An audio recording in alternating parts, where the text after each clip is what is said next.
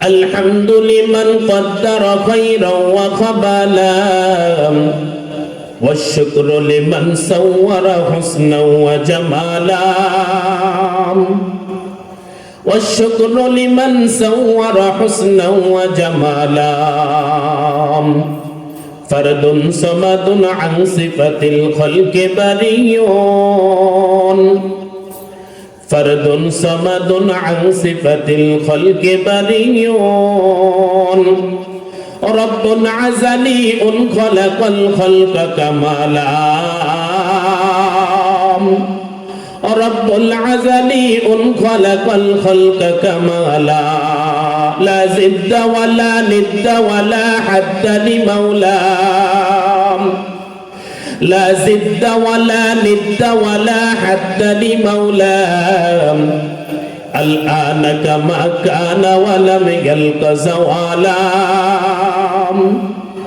الآن كما كان ولم يلق زوالا الحمد لله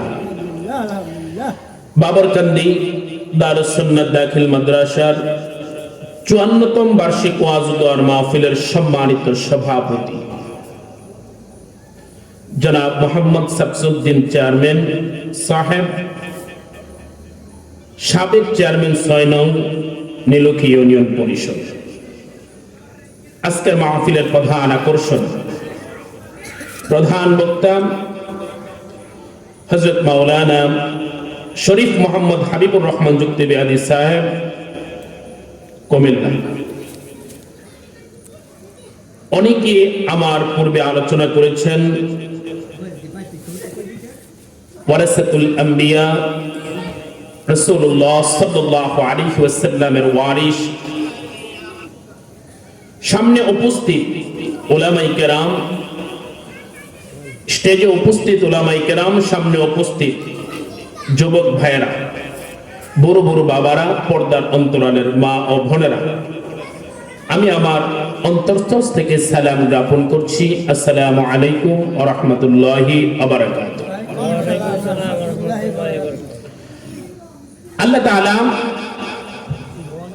দুনিয়ার অসংখ্য অগণিত মানুষ থেকে বাছাই করে আমাকে আপনাকে এই জান্নাতের বাগানে আসার এবং বসার সুযোগটুকু দান করেছেন।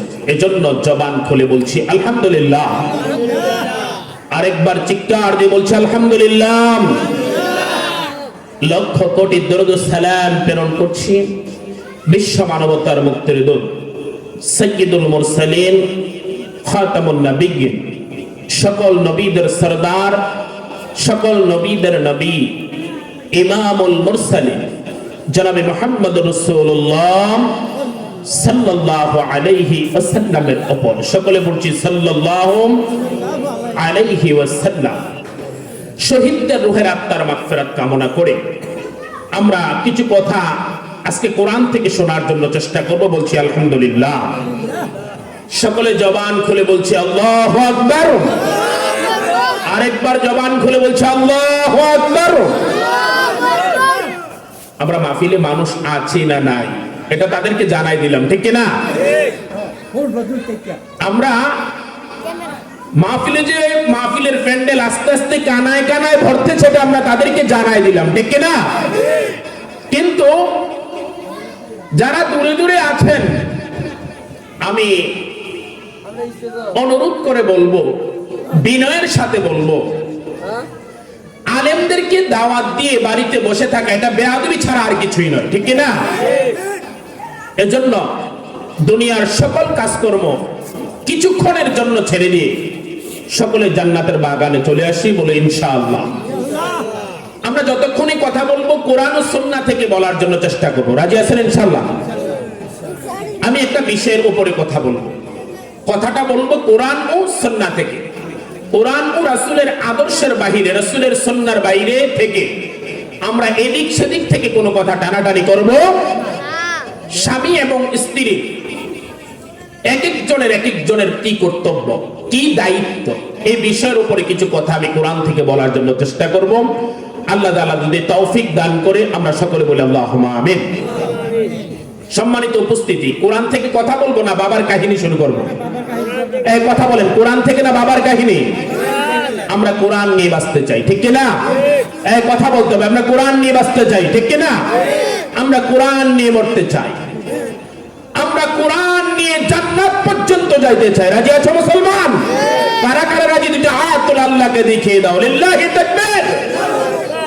আল্লাহ তাআলা আমাদের সকলকে কোরআনের জন্য কবুল করুক। সকলে বলছে আমিন। সম্মানিত উপস্থিতি, আমি কেন কোরআন নিয়ে কথা বলবো? কেন বাবার কাহিনী আমি ধরবো না? আমি কেন পীরের কাহিনী ধরবো না? আমি কেন কোরআন থেকে কথা বলার জন্য চেষ্টা করব? আল্লাহর নবী সাল্লাল্লাহু আলাইহি সাল্লাম বলেন, মান ক্বালা বিহি সাদাকা, যেই বান্দা কোরআন দিয়ে কথা বলবে ওই বান্দা সত্য কথা বলবে। বলে সুবহানাল্লাহ। তাহলে আমার নবীর কথা অনুযায়ী কোরআনের মধ্যে কোনো মিথ্যা নাই। ও দুনিয়ার মুসলমান ইমানদার, আমার নবী বলেন, মান ক্বালা বিহি সাদাকা, যেই বান্দা কোরআন দিয়ে কথা বলবে ওই বান্দা সত্য কথা বলবে।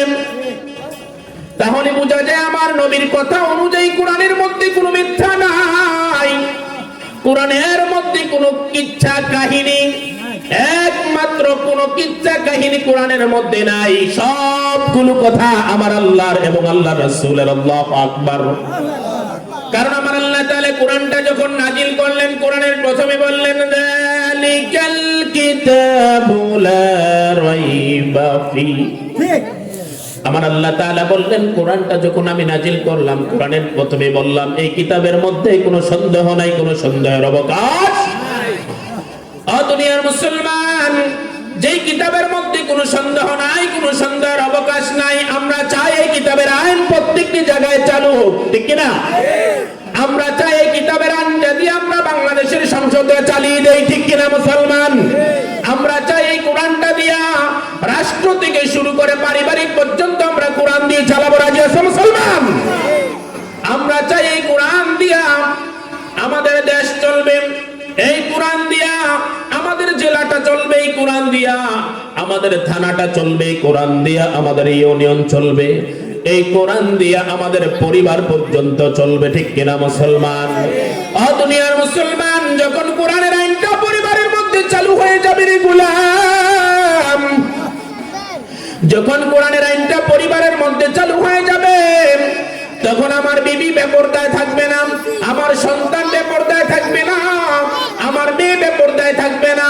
কোরআনের আইন যখন চালু হয়ে যাবে, তখন আমার সন্তান আর কোনোদিন গাঁজাখোর হবে না, ইয়াবাখোর হবে না, ঠিক কিনা মুসলমান? তাহলে আমরা চাই কোরআন দিয়া রাষ্ট্র চলবে, কোরআন দিয়া জেলা চলবে, কোরআন দিয়া থানা চলবে, কোরআন দিয়া ইউনিয়ন চলবে, কোরআন দিয়া ওয়ার্ড চলবে, কোরআন দিয়া আমার পরিবার পর্যন্ত চলবে। মুসলমান রাজি আছো?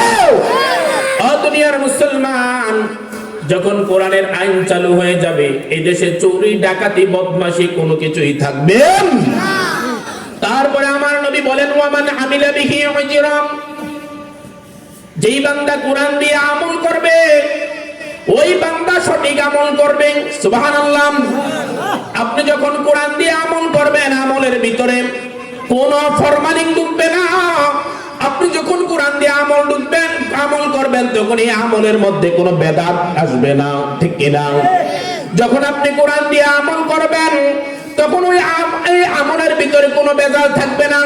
আমলটা সাহাবাদের আমলের মতো হবে, আমলটা নবীদের আমলের মতো হবে। আপনি কোরআন ছাড়া যদি আপনি অন্য কিছু ইসলামের বাইরে থেকে বাবার কাহিনী দিয়া যদি আপনি আমল করতে চান, এটার মধ্যে বেজাল আছে না নাই? এখন আপনি প্রশ্ন করবেন, হুজুর আমি কোরআন দিয়ে আমল করলাম না, কিন্তু আমল করলাম হাদিস দিয়ে, আমল করলাম আমি ফাজাইলে কিতাব দিয়ে, অন্যান্য কিতাব দিয়ে, তাহলে কি আল্লাহ আমাকে পুরস্কার দিবে না? অবশ্যই অবশ্যই আমার আল্লাহ তাআলা পুরস্কার দিবে, কিন্তু পুরস্কারটা দিবে নবীদের মাধ্যমে, না হয় ফেরেশতাদের মাধ্যমে। সুবহানাল্লাহ পড়েন না? অবশ্যই আমার আল্লাহ পুরস্কার দিবেন, হয়তো নবীদের মাধ্যমে দিবেন, না হয় ফেরেশতাদের মাধ্যমে দিবেন। কিন্তু আমার পয়গম্বর বলেন, মান আমিলা বিহি ওয়াজরা, যেই বান্দা কোরআন দিয়ে আমল করবে এটার পুরস্কার স্বয়ং আমার আল্লাহ দান করে দিবেন। আল্লাহু আকবার বলেন না? তারপরে আমার নবী বলেন ওয়ামান হাকামা বিহি আদালা, যেই বান্দা কোরআন দিয়ে বিচার করবে সে ন্যায় বিচার করবে। সুবহানাল্লাহ। তাহলে কোরআন দিয়ে বিচার করলে ন্যায় বিচার হয়, ঠিক কিনা মুসলমান? কোরআন দিয়ে যদি বিচার করা হয় এটা ইনসাফ হয়ে যাবে। কোরআন দিয়ে যদি বিচার হয় কোন মানুষের উপরে জুলুম হবে না। কোরআন দিয়ে যদি বিচার হয় কোন মানুষের উপরে অবিচার হবে না। কোরআন দিয়ে যদি বিচার হয় কোন মানুষের উপরে অত্যাচার হবে না। কোরআন দিয়ে যদি বিচার হয় আলেম ওলামা জেলখানায় থাকবে না।